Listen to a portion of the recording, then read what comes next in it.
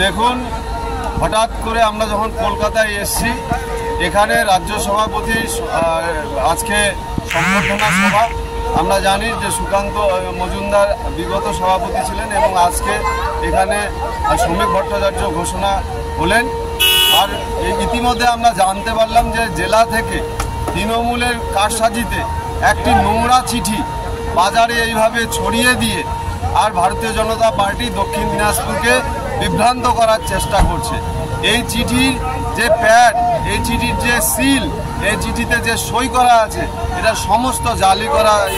প্যাডটা ভারতীয় জনতা পার্টির হিসাবে দক্ষিণ দিনাজপুরে দেখানো হচ্ছে, কিন্তু আদতে সেটা নয়, এটা ডুপ্লিকেট।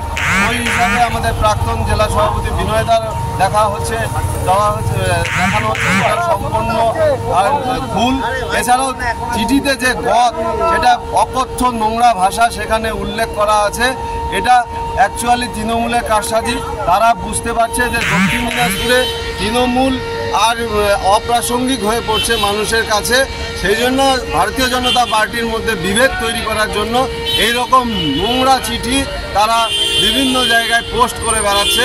ভারতীয় জনতা পার্টি এই ঘটনার আর প্রতিবাদ জানায় এবং ভারতীয় জনতা পার্টি ঊর্ধ্বতম কর্তৃপক্ষকে জানিয়েছে আগামী দিনে, আগামীকাল আমরা জেলায় পৌঁছে এরা কারা এই ধরনের কাজ করতে পারে, আমরা থানাতে একটি লিখিত কমপ্লেন আমরা করব।